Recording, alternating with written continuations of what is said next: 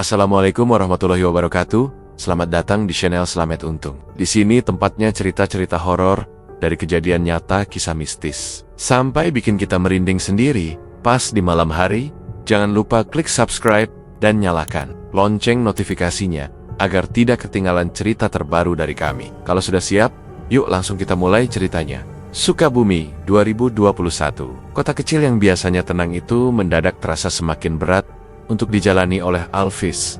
Pagi itu, ia duduk di ruang tamu rumahnya, memandangi meja makan yang tampak kosong. Hanya ada suara kipas angin yang berputar perlahan di sudut ruangan, dan tawa riang anak laki-laki Nia yang sedang bermain di halaman. Namun, ada sesuatu yang mengganjal dalam pikiran Alvis. Perasaan cemas itu tak kunjung hilang. Sejak ia menerima kabar buruk seminggu yang lalu, perusahaan konveksi tempatnya bekerja yang sudah beberapa tahun ia andalkan, memutuskan untuk merumahkan sebagian besar karyawan karena dampak pandemi COVID-19. Alvis, kamu nggak bisa begitu terus. Kita harus bertindak. Kapan kamu cari pekerjaan?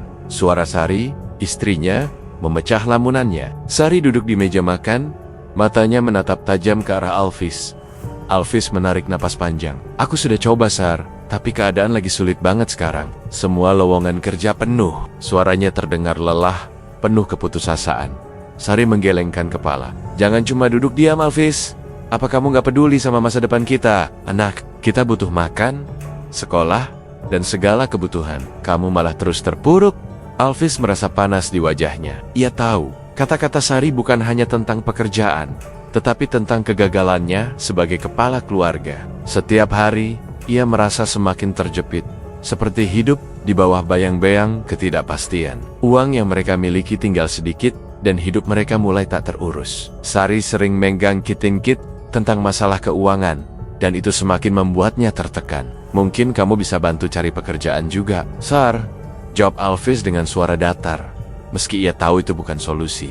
Sari terdiam sejenak, matanya yang sebelumnya penuh amarah, kini berubah menjadi ragu. Namun, ia segera berbicara dengan nada yang lebih tinggi. Jangan cuma menyalahkan aku, Alvis. Ini bukan cuma masalah kamu. Kita sudah bertahan hidup selama ini, dan kamu harus lebih dari sekadar pasrah. Apa kamu kira aku nggak capek juga? Aku juga nggak tahu harus bagaimana lagi. Percakapan itu semakin memanas, dan emosi mereka meledak begitu saja. Semua amarah dan kekecewaan yang terpendam selama berhari-hari akhirnya meletus dalam satu ledakan. Sari berdiri dengan cepat, menyambar tas di meja dan melangkah ke pintu. Aku pergi. Aku nggak bisa tinggal di sini terus dengan situasi seperti ini, teriak Sari, suaranya bergetar. Namun penuh tekad, Alvis terdiam. Ia ingin menghentikan Sari, tapi kata-kata itu bagaikan pisau yang menembus hati.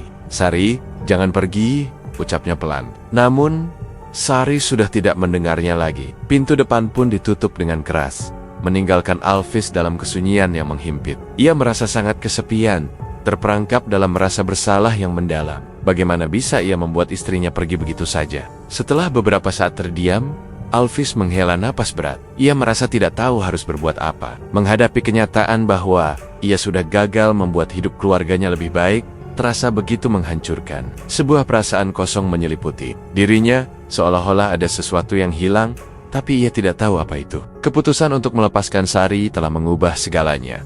Alvis mengumpulkan segenap keberanian untuk bangkit. Ia tidak ingin terus-menerus terjebak dalam kebingungannya. Aku harus mencari jalan keluar, gumamnya pada dirinya sendiri. Dengan langkah yang terasa berat, Alvis meninggalkan rumah dan melangkah menuju Jakarta. Dia tahu hidupnya akan sangat berbeda setelah ini, tetapi ia tidak bisa tinggal diam.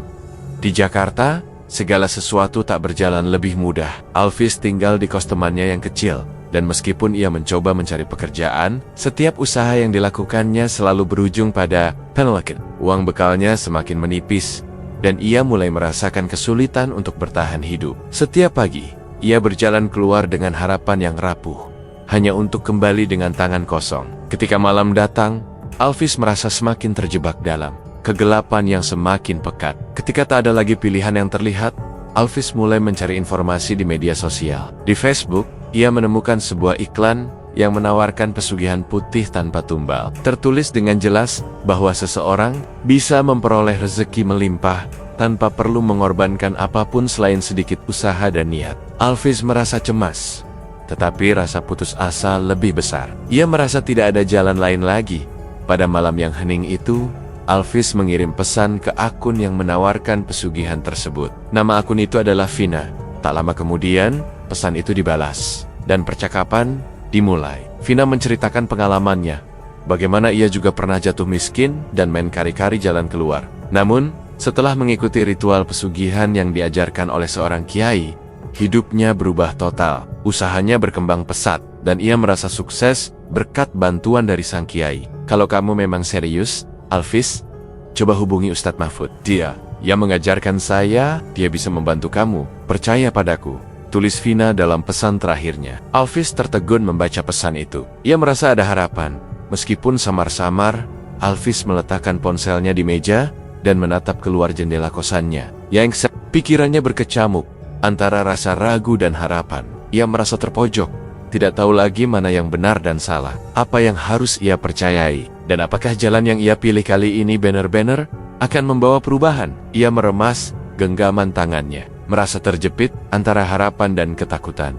Tak lama setelah itu, ia menulis pesan kepada Ustadz Mahfud. Apa benar pesugihan ini tanpa tumbal? Tanyanya. Namun dalam hatinya, ia tahu bahwa hidupnya mungkin tidak akan pernah sama setelah ini. Sebelum mengirim pesan itu, Alvis berpikir sejenak. Keputusan ini mungkin akan menjadi titik balik dalam hidupnya. Namun, ia merasa begitu terperangkap dalam pilihan ini, tidak tahu harus kemana lagi. Semua yang terjadi terasa begitu cepat, seperti berada di ujung jurang yang tak bisa ia hindari. Dengan satu ketukan, pesan itu terkirim, dan Alvis duduk dalam keheningan, menunggu jawaban dari Ustadz Mahfud. Alvis duduk termenung di sudut kosannya, menatap layar ponselnya yang mulai redup. Pesan yang dikirimkan kepada Ustadz Mahfud masih belum dibalas, dan ia merasa semakin terhimpit oleh kenyataan yang semakin mencekam. Ia tahu hidupnya sekarang berada di titik terendah. Keputusan untuk merantau ke Jakarta sudah diambil, tapi kini Jakarta terasa jauh lebih keras dari yang ia bayangkan. Setelah 2 minggu tinggal di kos teman-temannya, Alvis mulai merasakan kehabisan uang. Bekal yang ia bawa dari rumah mulai menipis, dan ia merasa semakin sulit untuk bertahan. Setiap kali melangkah keluar, ia merasa seolah-olah kota besar ini menekan dirinya lebih dalam. Meski sudah mengirimkan puluhan lamaran pekerjaan, tak ada satupun yang membuahkan hasil. Alvis merasa seperti terjebak dalam lingkaran tanpa akhir. Susah banget cari kerja di sini, keluh Alvis pada diri sendiri, sambil memeriksa saldo rekeningnya yang sudah hampir habis. Teman kosannya, Arif, yang mendengarnya hanya bisa menggelengkan kepala. Cari kerja itu nggak gampang bro, tapi kan harus tetap semangat, coba lebih banyak cari informasi. Jangan cuma duduk di sini. Tapi semangat Alvis mulai pudar. Ketika uang di dompetnya semakin menipis, ia terpaksa meminjam dari pinjaman online yang menawarkan dana cepat. Awalnya, ia berpikir itu hanya solusi sementara. Namun, lambat laun, cicilan yang harus dibayar semakin menumpuk, dan ia merasa semakin tertekan. Setiap hari, ia berpikir tentang cara untuk keluar dari masalah ini. Waktu terasa semakin sempit, dan ia tak tahu lagi apa yang harus dilakukan. Suatu malam, ketika ia duduk sendiri di kosannya, Alvis membuka Facebook di ponselnya. Sebuah iklan muncul di beranda, menawarkan sesuatu yang sangat menarik perhatiannya. Pesugihan putih tanpa tumbal, hasil cepat, hidup sukses. Tertulis jelas di sana, bahwa siapapun bisa mendapatkan keberuntungan tanpa perlu mengorbankan apa pun selain sedikit usaha dan kepercayaan. Iklan itu membawa Alvis pada sebuah akun yang bernama Vina, sebuah profil dengan foto seorang wanita yang tampak ramah dan percaya diri. Rasa penasaran mulai menghampirinya. Ia membuka percakapan dengan Vina melalui pesan langsung. Dalam beberapa menit, Vina membalasnya. Apa kabar Alvis? Saya lihat kamu sedang mencari jalan keluar kan? Jangan khawatir, saya pernah di posisi yang sama. Tapi Sakaron Sayap, pesugihan putih ini bisa membantu kamu tanpa ada yang perlu dikorbankan. Alvis merasa keraguan dan harapan bercampur aduk. Pesugihan putih? Ia bertanya, mencoba mencari kepastian. Vina menjelaskan bahwa ini adalah cara yang sudah banyak membantu orang, termasuk dirinya, untuk keluar dari kesulitan finansial. Vina mengaku pernah mengalami masa-masa sulit yang serupa. Namun setelah mengikuti ritual yang diajarkan oleh seorang kiai, hidupnya berubah total. Tunggu Vina, kamu yakin ini bukan penipuan? Aku nggak mau terjebak lebih jauh, tulis Alvis. Merasa bingung antara rasa curiga dan keputusasaannya, Vina membalas dengan cepat. Saya paham keraguanmu Alvis. Saya juga dulu ragu. Tapi percayalah, ritual ini aman dan tidak ada tumbal. Saya sudah sukses, dan saya ingin kamu juga merasakan hal yang sama. Alvis terdiam lama setelah membaca pesan itu. Ia merasa cemas. Namun di sisi lain, harapan untuk keluar dari kemelut finansial begitu kuat. Ia merasa terhimpit oleh hidupnya yang semakin terjepit, dan tawaran ini, meskipun terdengar aneh, memberikan secercah harapan. Apa salahnya mencoba? Pikirnya dalam hati. Beberapa saat kemudian, Alvis memutuskan untuk menghubungi Vina kembali. Aku mau coba, tapi bagaimana caranya? Tanyanya. Vina membalas dengan cepat. Aku akan menghubungkan kamu dengan Ustadz Mahfud. Dia yang mengajarkan. Saya, hubungilah dia. Dan dia akan menjelaskan lebih lanjut. Jika kamu serius, ini bisa jadi jalan keluarmu. Alvis meletakkan ponselnya dan menatap kosong keluar jendela kosannya. Ia merasa bingung, tetapi juga tidak punya banyak pilihan. Wongs menipis, dan pekerjaan yang ia impikan tidak kunjung datang. Ia tahu jika terus berlarut-larut dalam kebingungannya, ia bisa saja kehilangan segalanya. Namun, di sisi lain, rasa takut dan keraguan terus menghantuinya. Apakah ini benar? Apakah ada hal yang lebih besar yang akan ia pertaruhkan dengan mengambil langkah ini? Pikiran itu terus menggerogotinya. Tetapi akhirnya, ia memutuskan untuk mengirimkan pesan kepada Ustadz Mahfud. Apa benar pesugihan ini tidak menggunakan tumbal? Tulisnya dengan hati yang berat. Setelah mengirim pesan, Alvis meletakkan ponselnya dan memijat pelipisnya. Ia merasa seperti berada di ujung jurang, tak tahu harus melangkah kemana. Setiap detik yang berlalu semakin membuatnya terjebak dalam kebingungan. Keputusannya kali ini mungkin akan mengubah hidupnya.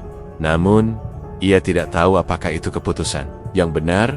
Sementara itu, malam semakin larut, dan Alvis merasa gelisah. Suasana kosannya yang sepi hanya semakin menambah rasa cemas di dalam dirinya. Ia menunggu balasan dari Ustadz Mahfud dengan hati yang penuh ketegangan. Apakah ini keputusan yang ia tidak tahu?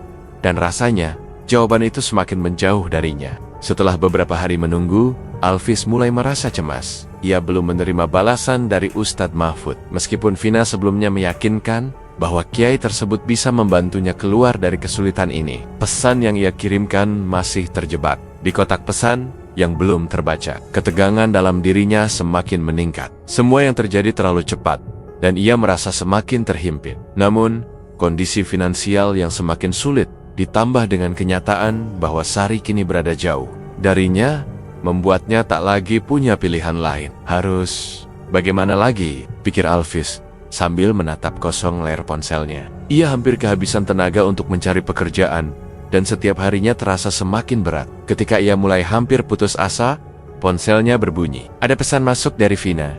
Alvis, Ustadz Mahfud sudah membalas pesanmu. Saya kirimkan nomor kontaknya, segera hubungi beliau.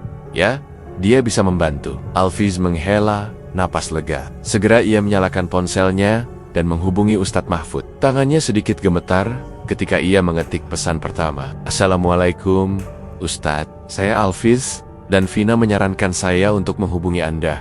Saya dalam kesulitan. Apakah benar Anda bisa membantu dengan pesugihan putih? Setelah beberapa menit yang terasa seperti berjam-jam, balasan itu datang.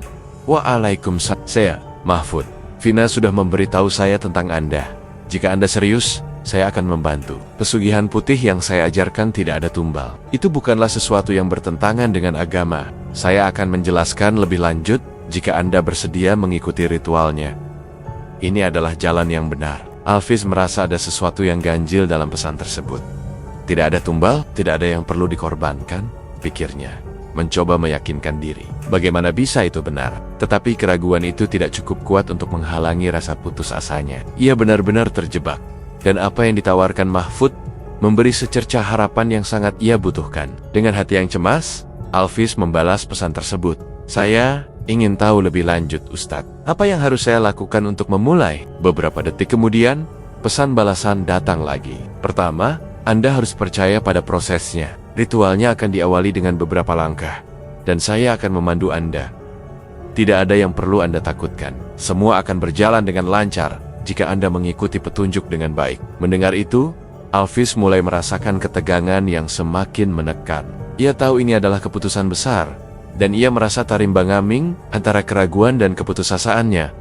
Tapi, apakah ini benar? Gumam Alvis. Meskipun ia merasa tidak nyaman, ia merasa Sioluela tidak ada lagi jalan keluar. Semua yang ia coba selama ini selalu gagal. Alphys memegang ponselnya lebih erat, merasa jantungnya berdebar kencang. Ia bertanya lagi, "Ustadz, apakah ritual ini benar-benar tidak bertentangan dengan agama?" "Tidak ada yang bertentangan, Alphys. Semua yang saya ajarkan adalah sesuai dengan syariat. Anda akan dibimbing dengan cara yang benar. Jangan khawatir, Anda hanya perlu melakukannya dengan ikhlas, dan Anda akan melihat perubahan dalam hidup Anda." Jawaban Mahfud terasa sangat meyakinkan. Namun, Alphys masih merasa ada ketidakjelasan yang membayanginya. Meski demikian, rasa putus asa yang semakin mendalam membuatnya ragu untuk menolak. Alphys menatap layar ponselnya, merasa terjebak. "Jika ini tidak berhasil, saya akan kemana?" pikirnya. Ia merasa seperti tidak memiliki pilihan lain, dan rasa takut akan kegagalan membuatnya lebih mudah untuk percaya pada apa yang dikatakan Mahfud. Tapi kalau ini benar-benar bisa mengubah hidup saya, pikir Alphys lagi, perlahan meyakinkan dirinya sendiri. Tak lama setelah itu, Alphys menerima pesan terakhir dari Mahfud. "Kita akan mulai dengan ritual pertama, Alphys.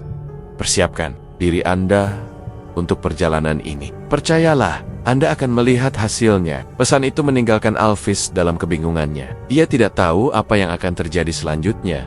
Namun ia merasa bahwa hidupnya akan berubah. Keputusannya kali ini terasa sangat berat, tetapi juga seperti satu-satunya cara untuk keluar dari jurang kesulitan yang dalam. Alphys menatap keluar jendela kosannya yang sempit. Suasana di luar terlihat sunyi. Hanya ada lampu jalan yang memudar di kejauhan. Ia merasa sepi, dan perasaan itu semakin menambah ketegangan dalam dirinya. Keputusan yang baru saja ia buat tidak akan mudah, tetapi rasa takut akan masa depan yang gelap mendorongnya untuk melangkah maju. Meski ia tidak tahu apa yang menunggunya di depan.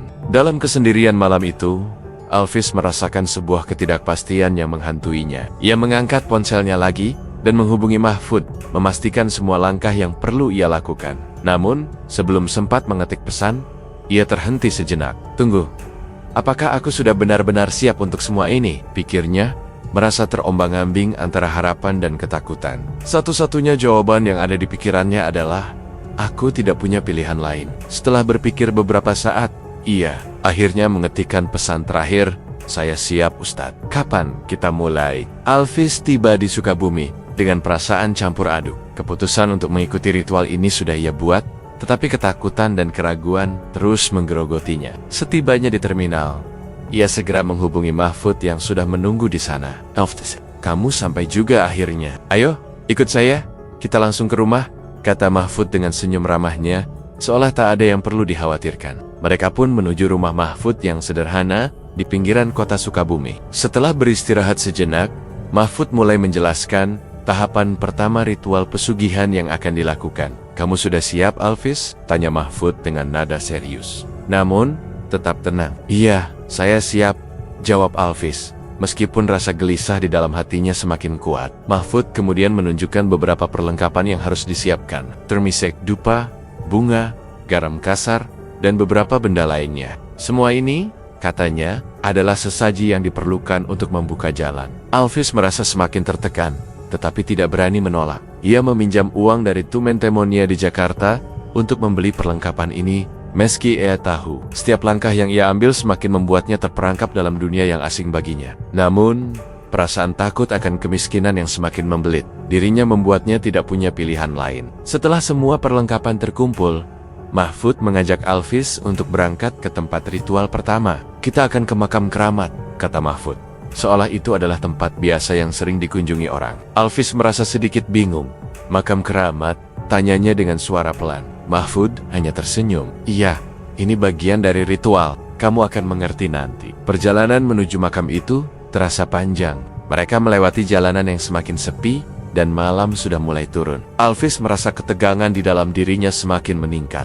Ini memang jalan yang benar, pikirnya. Namun ia terus mengikuti langkah Mahfud. Suasana semakin gelap dan udara malam terasa semakin dingin. Setibanya di lokasi, Alphys tertegun. Makam keramat yang dimaksud Mahfud berada di tengah hutan yang sangat sunyi. Pohon-pohon besar menjulang tinggi dan hanya ada suara angin yang menerpa daun-daun kering. Tidak ada cahaya lampu, hanya cahaya rembulan yang temaram. Alphys merasa seperti masuk ke dunia yang berbeda. Dunia yang penuh dengan kegelapan dan misteri. Mahfud berjalan dengan percaya diri menuju sebuah makam tua yang terletak di tengah area hutan. "Ini tempatnya," kata Mahfud sambil menunjuk ke arah makam yang sudah tertutup dengan rumput liar. Alvis merasa ada sesuatu yang tidak beres. "Kenapa tempat ini begitu sunyi? Kenapa tidak ada orang di sini?" tanya Alvis. Namun Mahfud hanya tersenyum. Tempat ini sudah lama terlupakan. Hanya orang-orang tertentu yang bisa masuk dan memanfaatkan kekuatannya. Alvis mulai merasa gelisah. Ia bisa merasakan hawa yang berat dan tak nyaman di sekelilingnya. "Ini bukan tempat biasa," pikirnya. Ketika Mahfud mulai menyiapkan sesaji di depan makam, Alvis berdiri terpaku, merasa ada sesuatu yang mengintai mereka dari kegelapan. Suara alam yang biasanya menenangkan, kini terasa mencekam. Ia mulai merasakan ada hal-hal aneh yang terjadi di sekitar mereka. "Mahfud, saya merasa ada yang aneh di sini," ucap Alvis dengan suara bergetar. Mahfud menoleh dan hanya tersenyum. "Jangan takut, Alvis. Ini hanya ujian. Kamu harus tetap fokus dan ikhlas." Namun, semakin lama Alvis berada di sana, semakin kuat rasa curiganya terhadap Mahfud. Mengapa tempat ini terasa begitu gelap dan sunyi? Mengapa Mahfud begitu tenang? Seolah tempat ini bukanlah sesuatu yang harus diwaspadai. Semua pertanyaan itu mulai memenuhi pikiran Alvis. Ia ingin bertanya lebih banyak, tetapi ketakutannya semakin mendalam. Saat Mahfud mulai membakar dupa dan membaca doa, Alvis menutup matanya sejenak, berusaha menghilangkan ketegangan yang ada. Tetapi begitu ia membuka mata, ia merasa ada sesuatu yang bergerak di antara bayang-bayang pohon. Sebuah suara berdesir halus terdengar di telinganya, seperti bisikan yang mengingatkan dirinya untuk berhati-hati. Jantungnya berdetak kencang. "Apa itu?" pikirnya. Tetapi ketika ia menoleh, tidak ada apa-apa. Mahfud masih melanjutkan ritualnya, seolah tidak ada yang aneh terjadi. Namun, Alvis merasa seolah berada di luar kendali, terjebak dalam sebuah dunia yang ia tidak pahami. "Apa yang sebenarnya terjadi di sini?" pikirnya. Ketakutan semakin merasuk ke dalam dirinya, tetapi ia merasa tidak bisa mundur lagi.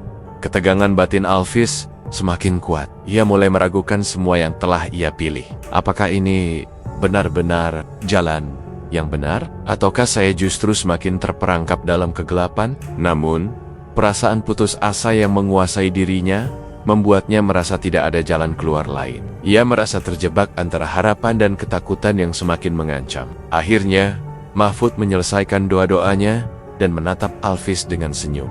"Penuh keyakinan, kita sudah selesai. Ritual pertama telah berhasil. Kamu hanya perlu mengikuti langkah selanjutnya dengan sabar," kata Mahfud, seolah semuanya sudah berjalan sesuai rencana. Alvis berdiri dengan tubuh yang kaku.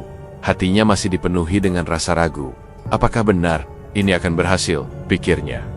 Tetapi ia hanya bisa mengangguk pelan. Semua yang terjadi di malam itu terasa seperti mimpi buruk yang tak kunjung berakhir, dan ia tahu keputusan yang ia buat akan mengubah hidupnya selamanya. Malam itu terasa lebih gelap dari biasanya. Setelah ritual pertama yang dilakukan di hutan, Mahfud mengajak Alvis untuk melanjutkan langkah selanjutnya. Kali ini, mereka menuju ke makam keramat yang terletak jauh di dalam pemakaman tua yang sunyi. Setiap langkah mereka semakin jauh dari peradaban dan semakin dekat dengan kegelapan yang menutupi jalan mereka. Alvis bisa merasakan hawa dingin yang merayap di kulitnya. Langit malam tampak seperti lapisan hitam tebal yang menyelimuti dunia. Hanya cahaya rembulan yang temaram yang memberikan sedikit penerangan di sepanjang jalan setapak yang mereka lewati.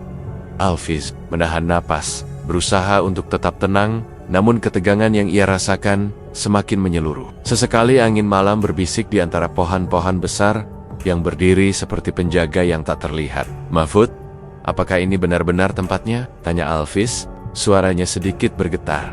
Mahfud hanya tersenyum, tidak menjawab langsung. Ia terus melangkah dengan percaya diri, seolah sudah sangat mengenal jalan ini. Sesampainya di sebuah area terbuka, di tengah pemakaman, Mahfud berhenti dan mulai menyiapkan sesaji yang telah mereka bawa. Alvis hanya bisa diam, merasakan ketegangan yang semakin memuncak. Di sekitar mereka, udara terasa semakin berat, dan suara alam yang biasanya menenangkan, kini hanya menambah ketegangan. "Mulai," kata Mahfud singkat, lalu mulai menaburkan garam kasar di sekitar tempat mereka duduk, membuat Alvis semakin cemas. Mahfud kemudian menyalakan dupa dengan hati-hati. Asap dupa mulai mengepul ke udara, mengisi ruang dengan bau yang pekat. Alvis duduk di dekat Mahfud, menahan rasa takut yang semakin besar. Ia bisa merasakan ada sesuatu yang tidak beres, ada yang mengintai di kegelapan. Setiap detik terasa lebih lama dari biasanya.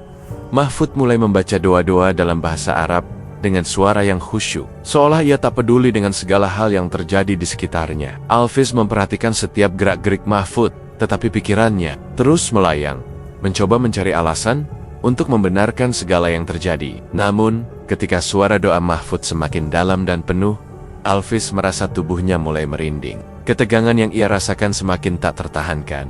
Tiba-tiba, dari dalam kegelapan, Alvis mulai mendengar suara aneh. Suara langkah kaki yang berat dan tak teratur, seperti ada sesuatu yang bergerak menuju mereka. Alvis menoleh cepat, tetapi tidak ada apa-apa di sana. Hanya kegelapan yang terus menyelimuti. Ia merasa seperti ada mata yang memandangnya dari kegelapan, menunggu untuk menerkamnya. Setiap detik semakin terasa panjang, dan Alvis semakin tertekan. Lalu, dengan perlahan, makhluk pertama muncul. Sebuah sosok yang terbungkus kain kafan, bergerak perlahan mendekat. "Pocong," bisik Alvis dalam hati, merasa ngeri. Sosok itu semakin dekat, matanya kosong dan putih, hanya hampa. Alvis bisa melihat pocong itu melayang di atas tanah, bergerak seakan tidak menyentuh permukaan. Ia berusaha mengalihkan pandangan, tetapi makhluk itu semakin mendekat. Kemudian, terdengar suara lain. Kali ini lebih mengerikan. Sebuah suara tawa tinggi yang mengerikan, seperti seseorang yang sedang terbahak di kegelapan. Alvis menoleh lagi, dan kali ini, ia melihat sebuah sosok kuntilanak muncul dari balik pohon. Rambut panjangnya yang kusut, menjuntai menutupi wajahnya, dan matanya tampak menyala merah. Tangan panjangnya terjulur ke depan, seolah ingin menyentuhnya. Ketakutan semakin merayapi tubuh Alvis. Ia merasa ingin berlari, tetapi tubuhnya kaku. Ia merasa seperti terjebak dalam lingkaran yang tidak bisa ia hindari. Makhluk-makhluk itu, pocong, kuntilanak, dan berbagai sosok lain, bergerak mendekat, perlahan, satu persatu. Alvis ingin berteriak, tetapi suaranya terhenti di tenggorokan. Hanya ada bunyi detak jantungnya yang semakin cepat, beradu dengan suara-suara aneh yang datang dari kegelapan. Namun, Mahfud tetap melanjutkan doa-doanya dengan tenang, seolah-olah tidak ada yang aneh terjadi. Ia tidak menoleh sedikit pun, terus memfokuskan dirinya pada ritual tersebut. "Jangan takut, Alvis. Ini ujian." Suara Mahfud terdengar begitu tenang, dan itu seakan menenangkan Alvis, meskipun ketakutannya semakin kuat. "Kamu harus ikhlas. Hanya dengan itu, jalanmu akan terbuka." Alvis menatap Mahfud, merasa bingung dan takut. Ia berusaha untuk tetap duduk, meskipun tubuhnya gemetar. "Kenapa semua ini harus terjadi? Kenapa saya harus berada di sini?" pikirnya dalam hati. Ia ingin berlari, tetapi ia merasa tidak bisa. Rasa takut dan harapan yang ia miliki saling bertarung di dalam dirinya. Makhluk-makhluk gaib itu semakin mendekat, mengelilingi mereka, masing-masing dengan bentuk yang mengerikan, bergerak dengan cara yang tidak wajar. Alvis bisa merasakan hawa dingin yang datang dari mereka, seakan ada sesuatu yang berusaha menyentuhnya. Tetapi Mahfud tidak bergerak sedikit pun, terus melanjutkan doa-doanya dengan khusyuk, seolah tidak terpengaruh dengan makhluk-makhluk yang semakin mendekat. Alvis ingin berteriak, tetapi ia hanya bisa menahan napas. Perasaan takut dan cemas semakin menekan dirinya, dan ia mulai merasa terperangkap dalam dunia yang tidak ia pahami. Ia merasa seperti berada di antara dunia hidup dan mati, tidak tahu harus kemana lagi. Apa yang harus ia lakukan? Bertahan? Melarikan diri? Namun, ia hanya bisa duduk diam, merasa terjebak.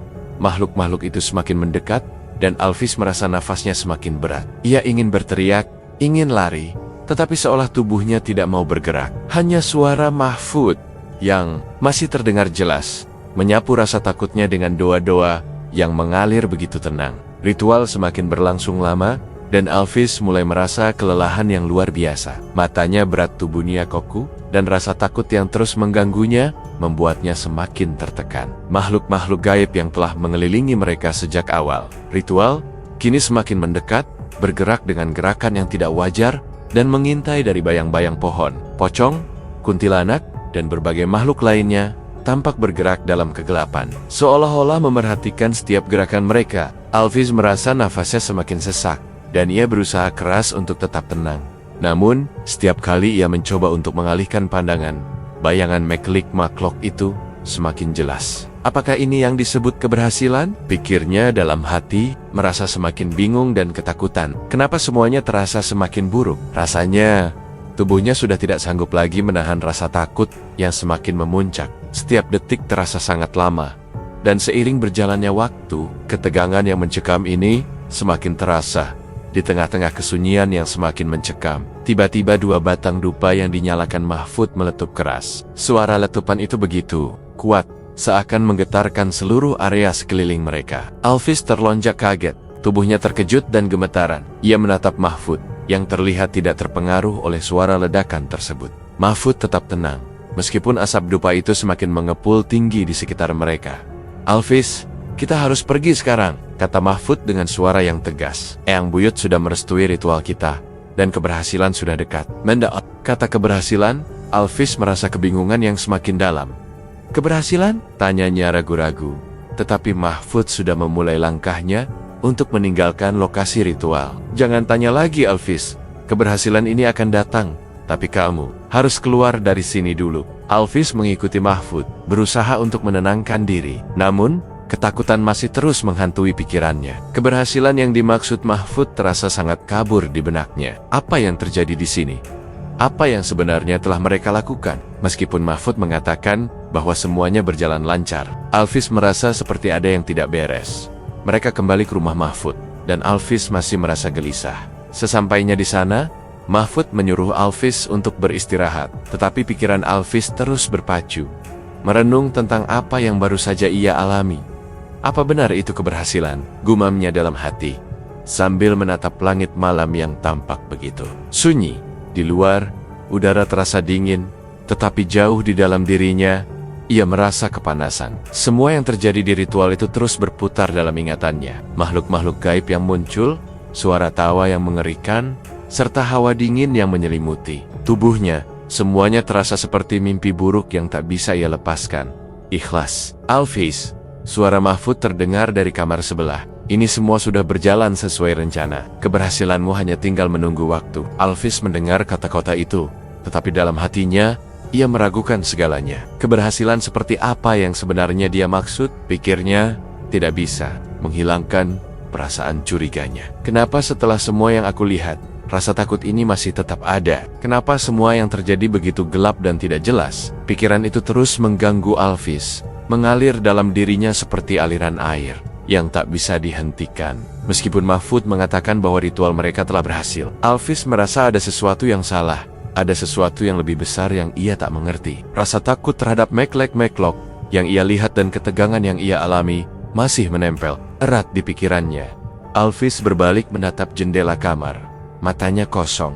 Apakah aku hanya merasa takut karena ini semua baru dan asing? Atau apakah ada sesuatu yang lebih mengerikan yang sedang menunggui aku? Pikirnya, namun ia tidak bisa menjawab pertanyaan itu. Setiap pertanyaan hanya membawa lebih banyak kebingungan. Dalam kesunyian malam itu, Alvis merasa terjebak. Keberhasilan yang dijanjikan Mahfud terasa semakin jauh dan semakin sulit untuk dimengerti. Ketakutan yang menyelubungi dirinya semakin kuat, tetapi ia merasa tidak punya pilihan selain sebuah perasaan yang aneh muncul dalam dirinya, antara rasa cemas dan keinginan untuk mempercayai apa yang telah terjadi. Keberhasilan itu, yang sudah begitu dekat menurut Mahfud, kini terasa semakin jauh.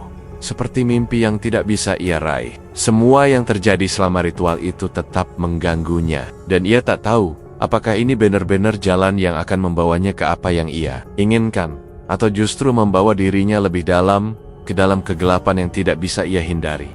Setelah beristirahat sejenak di rumah Mahfud, Alvis merasa tubuhnya sedikit lebih segar, meski ketegangan yang dirasakannya masih belum hilang. Mahfud tidak memberi banyak waktu untuk berpikir.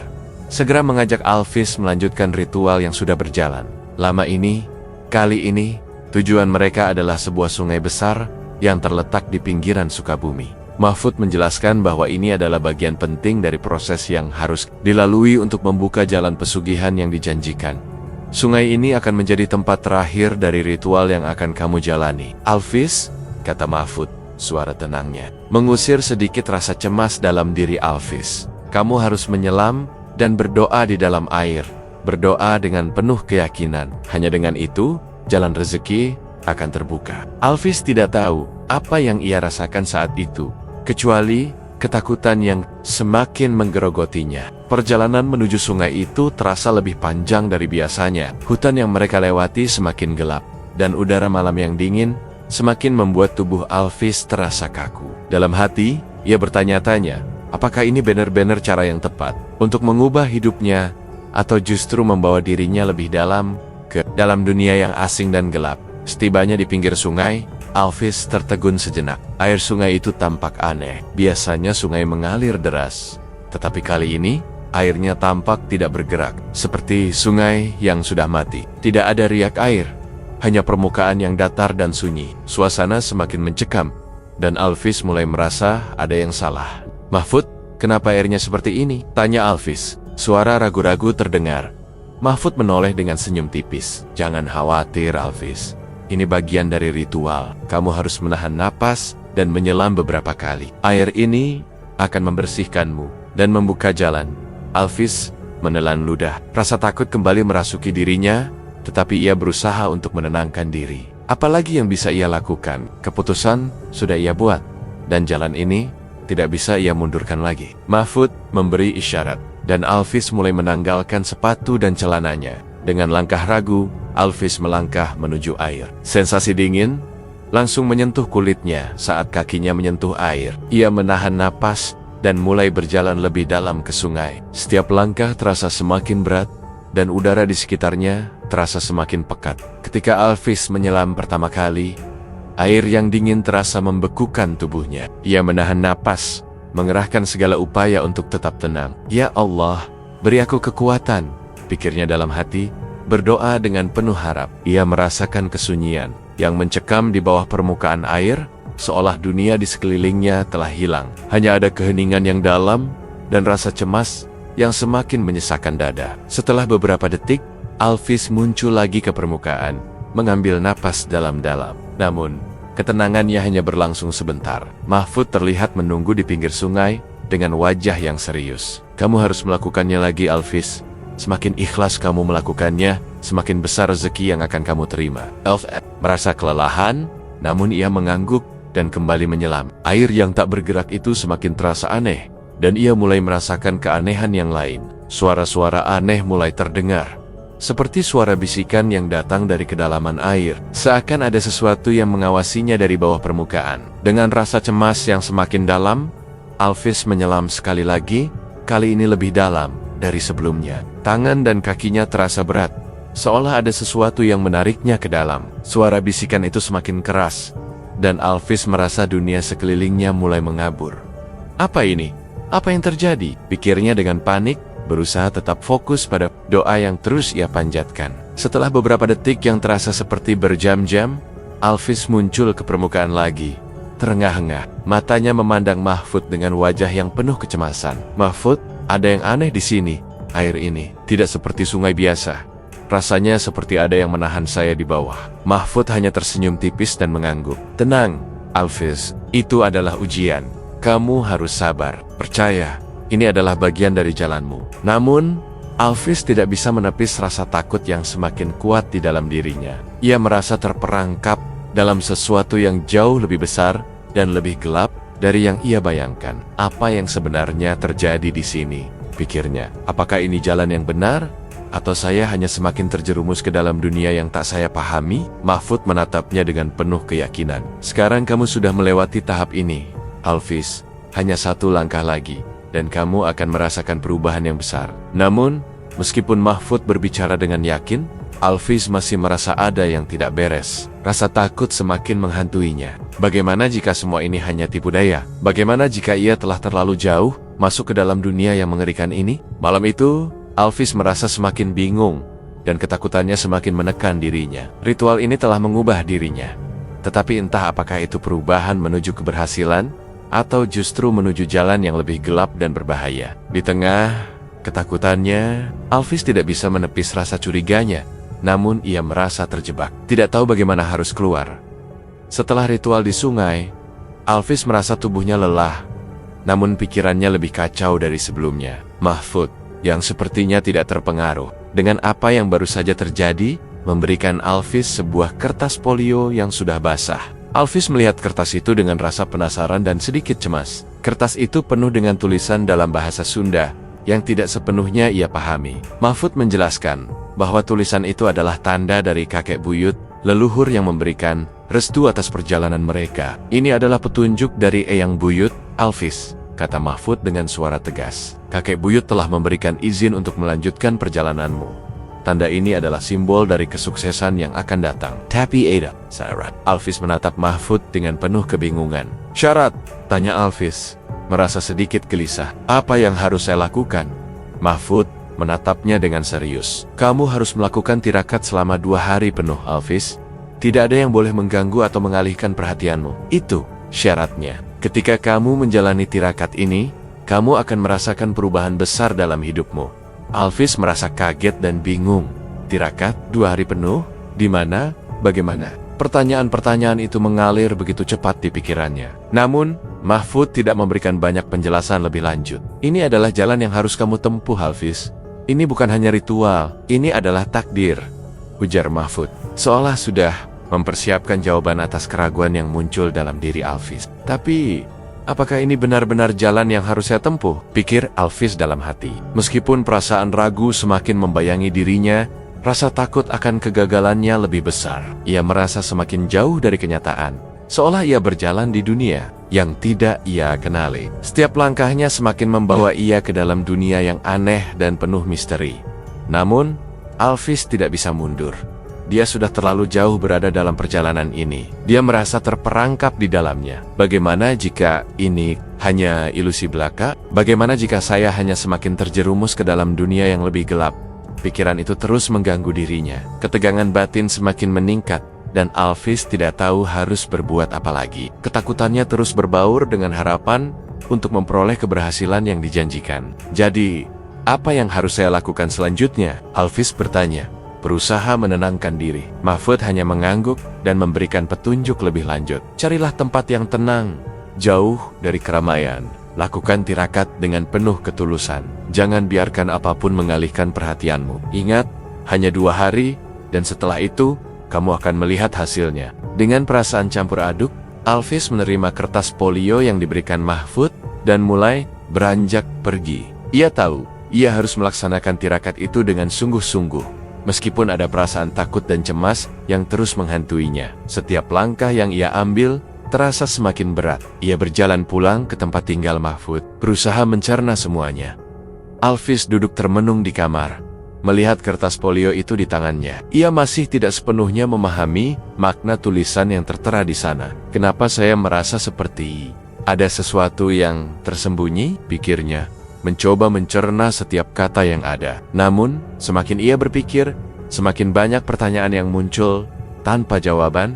Ketegangan batin itu semakin menggerogoti dirinya. Ia merasa terjebak antara harapan untuk mendapatkan kehidupan yang lebih baik dan rasa takut akan konsekuensi yang lebih gelap dari ritual ini. Setiap kali ia mencoba meyakinkan dirinya bahwa ini adalah jalan yang benar, bayangan makhluk gaib yang ia lihat selama ritual sebelumnya kembali menghantui pikirannya. Ia merasa semakin jauh dari kenyataan, semakin sulit untuk membedakan antara apa yang benar dan apa yang salah. Apa yang akan terjadi pada saya setelah 2 hari ini? Alvis bertanya dalam hati. Ia merasa terperangkap, tidak tahu apakah ini jalan yang membawa kebaikan atau justru semakin menjauhkan dirinya dari kenyataan. Ketakutannya semakin dalam, tetapi ia juga merasa tidak punya pilihan lain. Semua yang ia jalani sejauh ini terasa seperti lengka-lengka yang sudah ditentukan oleh takdir. Alvis menghela napas, berusaha menenangkan diri. Ia menatap kertas polio itu sekali lagi, namun pikirannya tetap kacau. Apa yang akan terjadi setelah tirakat 2 hari ini? Ia tidak tahu jawabannya, dan perasaan bingung itu semakin menyelimuti dirinya. Ketegangan batin yang ia rasakan semakin memuncak, tetapi ia tidak bisa berbuat apa-apa selain mengikuti apa yang telah ditentukan untuknya. Ia tahu bahwa setelah 2 hari ini, hidupnya mungkin akan berubah. Namun entah apakah itu perubahan menuju kebaikan atau malah kehancuran. Setelah menerima instruksi dari Mahfud, Alvis pergi ke kamar khusus di rumah istri muda Mahfud untuk memulai tirakat yang harus ia jalani selama 2 hari. Kamar itu sunyi dan jauh dari keramaian, tempat yang sepi dan hanya diisi dengan sedikit perabotan sederhana. Di sana, Alvis memulai proses tirakatnya. Tidak ada yang mengganggu kecuali suara angin yang sesekali terdengar dari luar jendela. Selama 2 hari itu, Alvis tidak hanya berdoa, tetapi juga merenungkan semua yang telah ia jalani. Keputusan untuk mengikuti ritual ini semakin membebaninya, dan ia merasa seakan-akan dunia di sekitarnya mulai mengabur. Hari pertama berlalu dengan perlahan. Setiap doa yang ia ucapkan terasa semakin tidak berarti, seolah-olah ia berbicara pada udara kosong. Pada malam hari, ketika ia berbaring di tempat tidurnya, ia mulai merasa gelisah. Rasa takut dan cemas terus menghantui pikirannya. Apakah ini benar-benar akan membawa hasil? Ataukah saya hanya semakin terjebak dalam ilusi? Pikir Alvis, matanya terbuka lebar, menatap gelapnya kamar yang sunyi. Namun, ia tetap berusaha untuk meyakinkan dirinya sendiri. Ini adalah jalan yang saya pilih. Jika ini berhasil, hidup saya akan berubah. Saya harus bertahan, pikirnya. Ia mencoba untuk tidur, namun gelisahnya tidak bisa dihilangkan. Pikirannya terus berputar, membayangkan segala kemungkinan. Setiap kali ia menutup mata, bayangan meklik-meklik gaib yang ia lihat selama ritual sebelumnya kembali muncul dalam ingatannya. Terasa semakin menakutkan. Ketika hari kedua tiba, Alvis merasa ada sesuatu yang berbeda dalam dirinya. Meskipun tubuhnya masih terasa lelah dan tertekan, ia merasa lebih tenang, seolah-olah ada perubahan kecil yang terjadi. Apakah ini tanda bahwa jalan saya akan terbuka? Pikir Alvis. Meskipun masih ada perasaan ragu yang besar, ia mencoba untuk tetap fokus pada doa-doa yang ia panjatkan. Tetapi entah mengapa, hatinya tetap terasa kosong.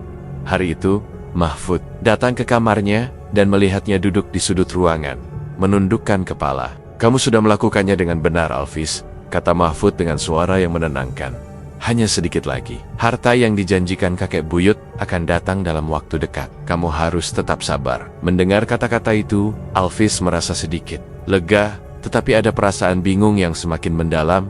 Harta? Tapi mengapa saya merasa kosong? Mengapa saya tidak merasakan apapun? Tanyanya dalam hati. Ia berharap sesuatu yang besar akan terjadi. Namun, setelah 2 hari berlalu, tidak ada tanda-tanda perubahan yang terlihat. Ketegangan batin Alvis semakin memuncak.